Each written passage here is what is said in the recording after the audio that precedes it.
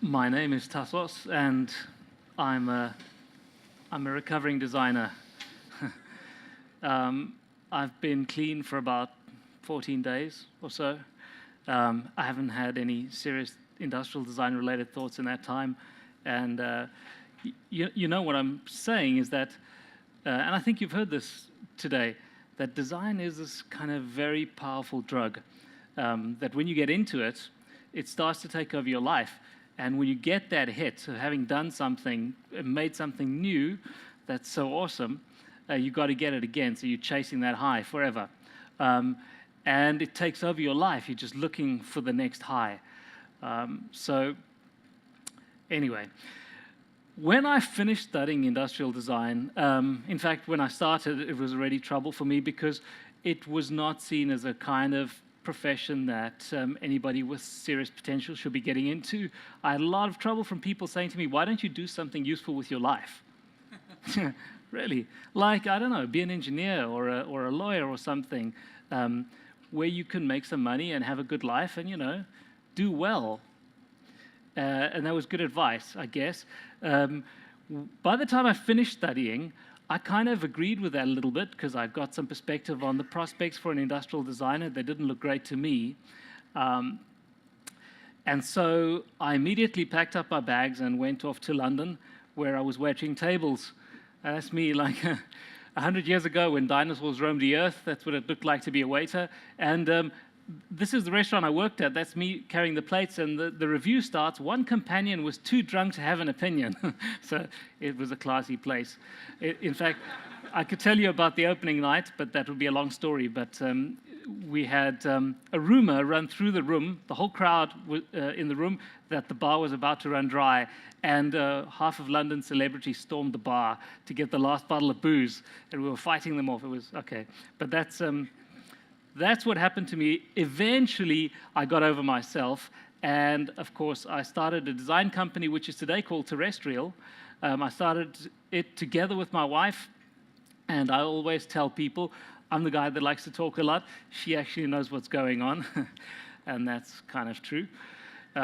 So, you know, when you start a design company, and then you get around to designing the world's best trauma scanner, and the world's best chicken cleaver, and Facebook for dogs, you've achieved really all there is to achieve in industrial design. So what do you do then? You know, well, you know, we love doing those things and we carry on doing those things. But we then started another company called Arrivi, and Arrivi, at this point, only makes one product. It's a stove that uses kerosene for people with low incomes to cook with. And let me show you the product very quickly.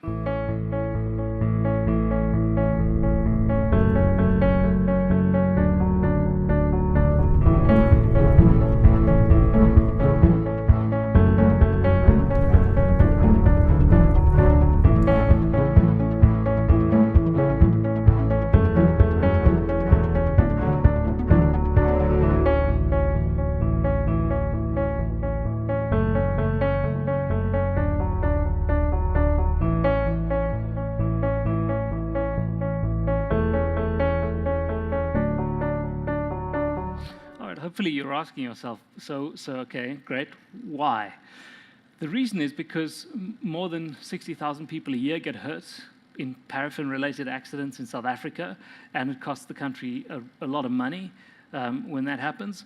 And if you look around the world, in South Africa there are about 1 million people who are dependent on kerosene to cook with, about 2 million that use it regularly, 8 million people around the rest of Africa, and 35 million people around the world, and they all have these kind of dangerous devices in their homes, and they face similar kinds of problems. So we thought that's a problem worth solving, and we started the business to solve that problem. So then, when you're faced with it, you decide, okay, we have to do something that's safer, something that's more efficient, something that's cleaner and just better than like the crappy products that are out there right now. We decided to do that. And we struggled along trying to get that right, and all the difficulties and challenges, which many of you who are designers will know, you know, in the process of making a better stove, until one day we got around to meeting a guy called Dave. So this is Dave. Dave's in his 60s. He's made several $1 billion by selling furniture in a business that he started in South Africa when he was in his 30s. And one day, I was sitting on the 10th floor of his business, and the first time I'd laid eyes on Dave in my life, and he was saying to me, "I want the stove." And I'm like, "Dave, why? Why do you want the stove?" Dave says to me, "Listen, I know the problems that we have in our country. I know the kind of things that people need, the kinds of products that we really need. I want the stove." Okay, look, and I'm testing his patience here. So he says, "Let's just break this down. How many stoves do you want to sell?" And I'm like, hadn't really thought about that. Like 100,000 million, maybe? And he's like, "All right, okay. 100,000 stoves a year. All right, let's do that.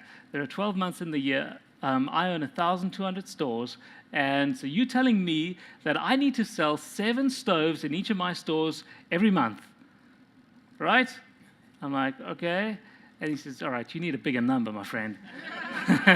So I'm sitting there, this is the entrepreneur's dream. It's like a swirl that's going around my head. This is like happening to me, man. And I'm thinking back, how did I get here? How did I get here? I have to constantly remind myself, you're an industrial designer. What are you doing? And so we have to go back to 2008. Remember the world's best trauma scanner? Well, I designed it for a guy called Peter. This is Peter over here. And Peter's wife is a very important lady. She has a lot to do with the auditing world, and she works with the Institute of Directors in South Africa. And she said one day to me, "You should be teaching design to the directors of the corporations of South Africa." And I was like, "Yeah, cool. That sounds like a cool idea." What made me think that I could do that? Okay, we have to go back in history to 2009, when I was teaching at different business schools in South Africa, teaching design to business people the way you would teach it to a first-year undergrad student, all right? And over the years, I worked with a lot of different companies, senior managers, executives, and all kinds of people with responsibilities, teaching them how do you make new stuff. Because it's like this lost skill inside of a corporation. How do you make things? Lots of people know how to manage things, but not a lot of people know how to make things. So we have the really cool model of how you do that. And if you just decode all the business jargon, you'll quickly see that, it's a design process like all of us would know, just applied to the different elements of a business, but starting from the point of what is the need in the world? What is the reason for being, for doing this in the first place? And that's fundamental to what we do. So if you go even further back in history to 2008, how did I get there? So we kind of had this idea like, hey, all of the products that we've been designing for these different companies around the world are the results of other people's poor decisions. It's true. And that's why half of them are a total screw-up by the time they get to the market, right? We should be involved in helping to think about what those things should be before we even get around to the product. So we should design the product and everything around the product. Hell, we should be designing everything. And we can design anything. So, okay, we tried. We tried with this bank to simplify the retail experience of banking customers for them. And we did that for 3 years, and I thought it was awesome, and the bank disagreed entirely. So, all right, we moved along. We tried to help create the strategy and the financial model for the world's first truly electric people's car, which I thought was such a huge idea, and that never made it to market either. And then we tried to help this company that digs black stuff out of the ground to make even more money in a totally different way from what they did before, but the number was too small, so they didn't really like that idea very much. And then we helped another big company to deal with their pocket change. It really is their pocket change. I know it looks like a big number to me, but not to everybody. And they didn't really use that idea either, even though I thought it was awesome. And then we helped a food company that had a problem with people fixing the price of bread, like price fixing the bread you buy in the supermarket. And so we helped them to not do that, and it worked. And the people stopped fixing the price of bread. We helped a company that makes a lot of soap to understand how they should be treating different markets in the world that don't necessarily have a Walmart. And they liked what we did. It was pretty cool. And then over time, a lot of investors came around to us and said, look, why don't you have a look at these companies and see if they're worth investing in, right? Like, use your design stuff, you know? And we did that, and that worked, and it's still working. So if you go back then, forward in history to a few years ago in 2012, the World Bank came around to us for some reason, and I really don't understand the reason for this one. They said, could you write us a report on energy access for the poor around the world? It turned out to be like 160 pages. You can download it on the internet. I have insomnia, and I read it for that. It's fantastic. It's probably the best use for it. But the report is written. It's influential. It works. All right? So, hey, man, you've got to remember we're designers. What the hell are we doing? So that's kind of because of all that stuff that I got into the business schools and started to teach there. Actually, the original idea of getting into the business schools was because I thought, hey, man, this is where the money is. These are where the big corporations are. Like, if I speak to them as a designer, they don't listen to me. If I speak to them as like an authority out of the business school, we're going to get great business out of these companies. And that didn't work. No one ever hired us from there. So anyway, there was Peter.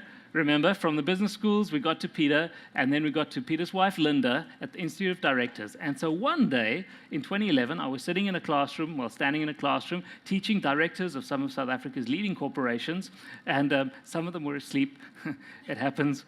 And but one guy in the room was from a company called, I was teaching my model to them, a clever, super-duper model.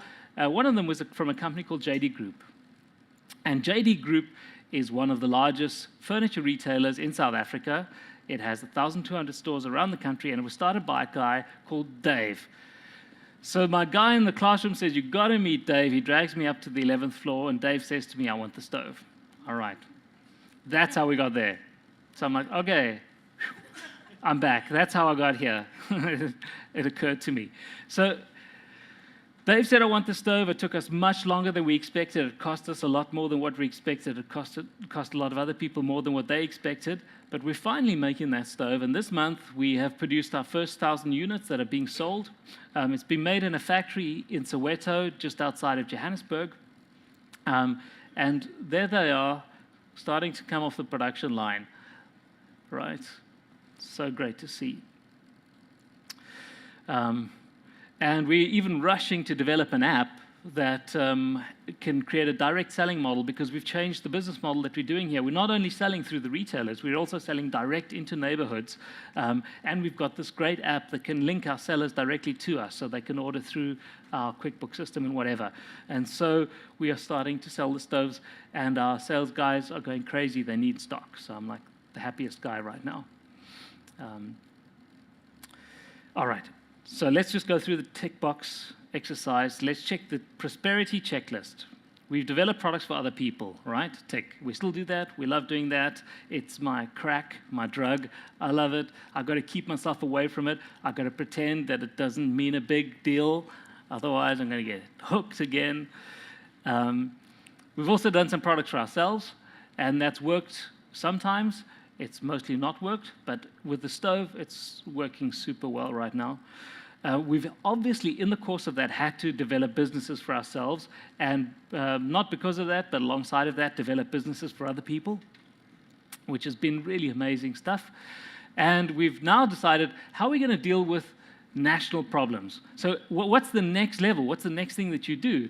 National problem seems like a good thing to do, so we've worked with the South African Design Institute to develop the African traditional medicines industry in South Africa, which is kind of like a cottage industry where nobody makes money, but it is used by 72% of South Africans, African traditional medicines. And it has a terrible name because it's involved in all kinds of weird stuff, like voodoo, which is cool, but it's not really my vibe. So we decided, if you look at the industry around the world for traditional medicine and natural goods, it's enormous and it's growing.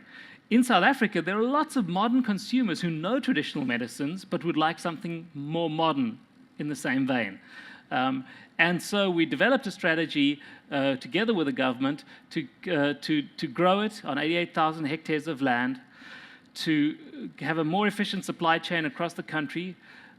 We've worked out that if you export one plant type, it produces 10 times the income than if you just sell it locally in our country. And we took all the problems experienced by this industry through the ages and dealt with each of them. This is the beauty of design for me. When you apply it, and it's sometimes really quite easy, we arrive at 10 things to be done. They are simple things. They're not easy, but they're really quite simple to understand that must be done for this industry to be completely transformed in our nation. So because of that stuff, I know that South Africa has 20,000 plant species, 10% of the world's flowering species, one of 6 floral kingdoms, and the only country in the world that has a floral kingdom inside its borders, and hundreds of medicinal plants. And so this is what they look like when you get them. This is a lady called Lutendo, and she's decided, she comes from a place called Venda in northern South Africa, that she wants to take a plant called Munungwane. It's the pepperbark tree, and she wants to use it for medicine. The tree's on the left, and the barcode for the tree's on the right. Our resident scientist, Dion, has done the homework on this thing. He says it has very strong antibacterial properties for the kinds of nasty bacteria that you get in mouths and throats. So she wanted to create lozenges and these kind of throat sore medications. This is a brand, Munungwane. And then this guy came and worked in one of our workshops. He's a chemist at one of our local universities, and he said, hey, man, I've got an idea. Why don't you put this stuff into chewing gum? And so now she's going to launch Munungwane into chewing gum as well, which I think is a fantastic idea for throat sores because it has a slow release. It's brilliant. This is a lady called Tembi. She's from rural KwaZulu-Natal, and for centuries, people there have used red clay as a cosmetic. She believes in the minerals that are inside of this thing, and Dion did some extractions for us, and we've developed for her a brand called Ibomvu, red clay, which is like awesome. I just love this brand. And it's being positioned as a very premium skincare range. These are the kind of products that'll be coming out there. The red things are in the shape of traditional Zulu headwear, which is funky and cool. And I think this lady's going to be doing very well. We're going to hook her up with the biggest direct selling network in South Africa to sell her products direct. It's a division of Avon. And I think she's going to do really nicely with this. So what are these people doing here? What are we doing with them? There's a program running at the Design Institute where we take entrepreneurs from their idea through to making their products a reality. And so in essence, we are designing businesses. We're redesigning the person, we are designing the business, and we are designing the product. Some other guys involved, I mean, it's not just ladies. This is Mpumzi. He's using ocean energy in a really funky and cool way. This is a paddle thing that pushes water up into a reservoir and then generates hydroelectricity on the way back. It's either crazy or it's brilliant, but we'll find out soon enough because we're hooking him up with a national energy provider to develop a prototype for his idea.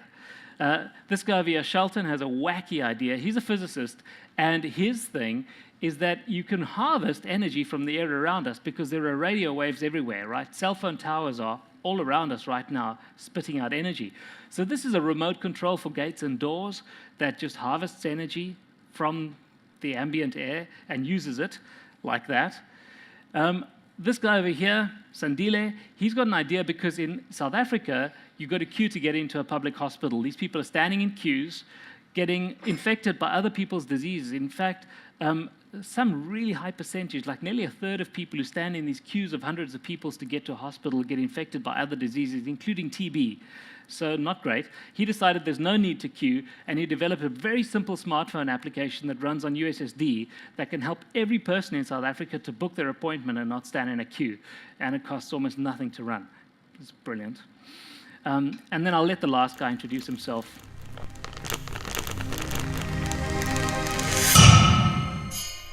My name is Calantzis Pakati. I come from the Eastern Cape, from a town known as Mthatha.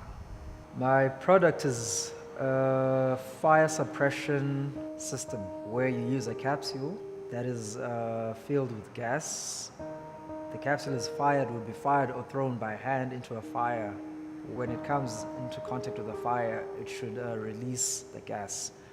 The uniqueness of our product currently in the South African market is both the air cannon to fire the capsule into a fire and the fact that we do it from a distance.